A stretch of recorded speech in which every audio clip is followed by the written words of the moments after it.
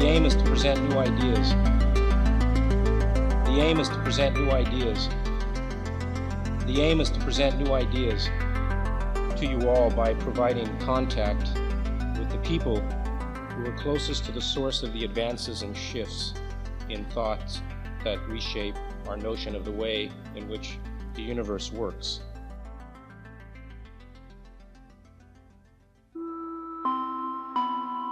I felt so lonely. I felt like just a kind of deep black loneliness, and I felt so lonely. I felt like just a kind of deep black loneliness, and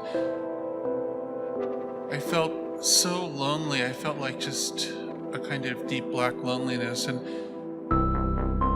part of how I found my way out of it was with these fantasies of ways to reach across to other people's hidden minds that were hidden inside these funny sacks of skin, these heads, and I was particularly moved by surreal art. I used to stare at Hieronymus Bosch, and I thought, what an astonishing thing that somebody can create this artifact of something that's not real, but indicates something that is real mentally, something internal. And I was just utterly fascinated by that as a path towards recovering lost connection, and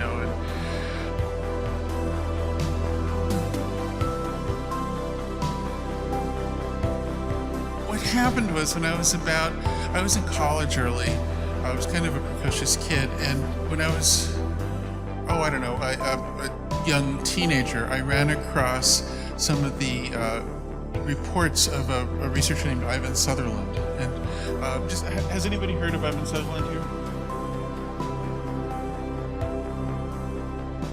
Okay, well, he's somebody you should know about.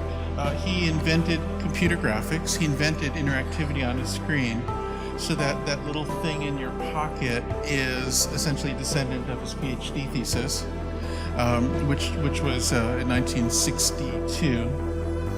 And so Ivan, in the late 60s, had made the first, what we would call today a virtual reality headset. He used different terminology, but similar.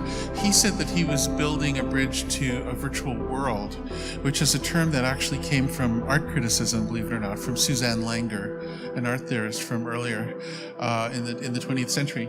And so I read this and I was so excited because I thought, wow, if you could just make an arbitrary world, that's this thing I've wanted. And there wasn't an internet then, so I used to just run to strangers on the street and show them this journal article, and there's this really awkward 15-year-old kid, and I just stop it. You have to look at this. We're all going to share our dreams through this computer thing. I'm like, okay. You have to look at this. We're all going to share our dreams through this computer thing. I'm like, okay. You have to look at this. We're all going to share our dreams through this computer thing. I'm like, okay. Just a little while later, it's actually only a few years later, in my early 20s, I actually started the first, what I called virtual reality company. And I thought virtual reality would be the term that made it social, like consensus reality. And if it was social, then people would see each other. They could turn into fantastic birds and other creatures. And then they would have this shared experience that might be a new frontier of connection. So that's what it was for me. But of course, we had to pretend it actually was this industrial operation, which it also was. But yes, that was always the core for me.